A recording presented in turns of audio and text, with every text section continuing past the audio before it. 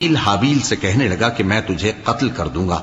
اس نے کہا کہ اللہ پرہیزگاروں ہی کی نیاز قبول فرمایا کرتا ہے، اگر تو مجھے قتل کرنے کے لیے مجھ پر ہاتھ چلائے گا تو میں تجھ کو قتل کرنے کے لیے تجھ پر ہاتھ نہیں چلاؤں گا۔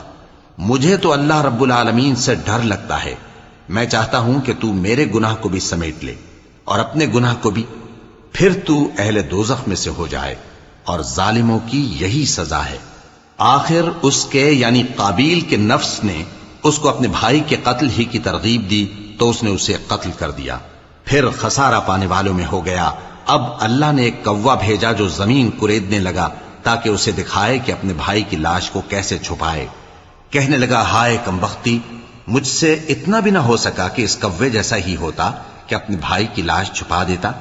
پھر وہ پشیمان ہو گیا۔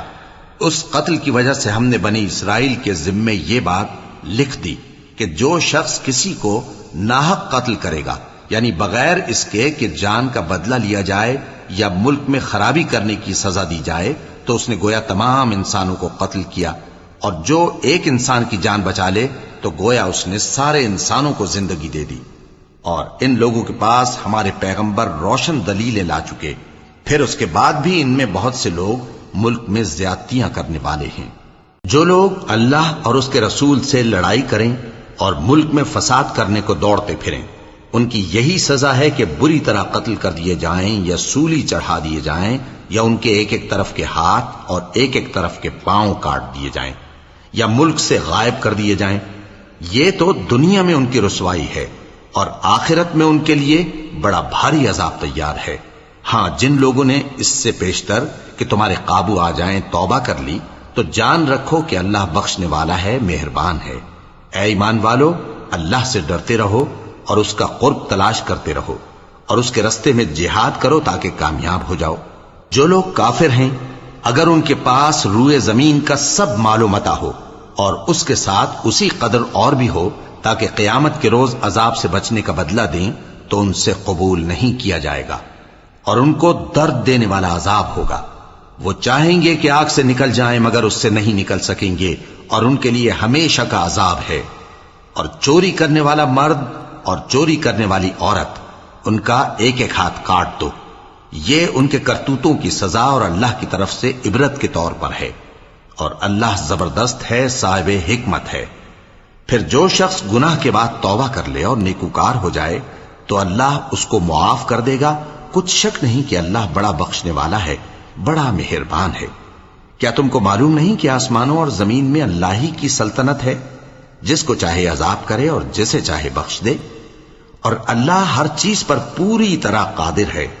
اے پیغمبر، جو لوگ کفر میں جلدی کرتے ہیں، کچھ تو ان لوگوں میں سے وہ ہیں جو منہ سے کہتے ہیں کہ ہم مومن ہیں لیکن ان کے دل مومن نہیں ہیں، اور کچھ ان میں سے جو یہودی ہیں، ان کی وجہ سے غمناک نہ ہونا۔ یہ لوگ جھوٹی باتیں بنانے کے لیے جاسوسی کرتے پھرتے ہیں، اور ان دوسرے لوگوں کے لیے جاسوس بنے ہیں جو ابھی تمہارے پاس نہیں آئے۔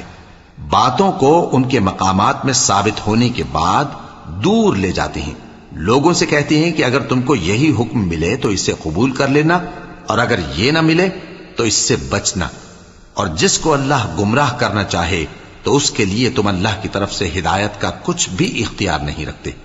یہ وہ لوگ ہیں جن کے دلوں کو اللہ نے پاک کرنا نہیں چاہا، ان کے لیے دنیا میں ذلت ہے اور آخرت میں بڑا عذاب ہے۔ یہ جھوٹی باتیں بنانے کے لیے جاسوسی کرنے والے اور رشوت کا حرام مال کھانے والے ہیں۔ اگر یہ تمہارے پاس کوئی مقدمہ فیصل کرانے کو آئیں تو تم ان میں فیصلہ کر دینا یا روگردانی کر لینا، اور اگر ان سے روگردانی کرو گے تو وہ تمہارا کچھ بھی نہیں بگاڑ سکیں گے۔ اور اگر فیصلہ کرنا چاہو تو انصاف کا فیصلہ کرنا، کہ اللہ انصاف کرنے والوں کو دوست رکھتا ہے۔ اور یہ تم سے اپنے مقدمات کیوں کر فیصل کرائیں گے جبکہ خود ان کے پاس تورات موجود ہے جس میں اللہ کا حکم لکھا ہوا ہے۔ یہ اسے جانتے ہیں، پھر اس کے بعد اس سے پھر جاتے ہیں، اور یہ لوگ ایمان ہی نہیں رکھتے۔ بے شک ہم نے تورات نازل فرمائی جس میں ہدایت اور روشنی ہے، اسی کے مطابق انبیاء جو اللہ کے فرما بردار تھے یہودیوں کو حکم دیتے رہے ہیں، اور مشائخ اور علماء بھی، کیونکہ وہ اللہ کی کتاب کے نگہبان مقرر کیے گئے تھے اور اس پر گواہ تھے، یعنی حکم الہی کا یقین رکھتے تھے۔ سو تم لوگوں سے مت ڈرنا اور مجھی سے ڈرتے رہنا، اور میری آیتوں کے بدلے تھوڑی سی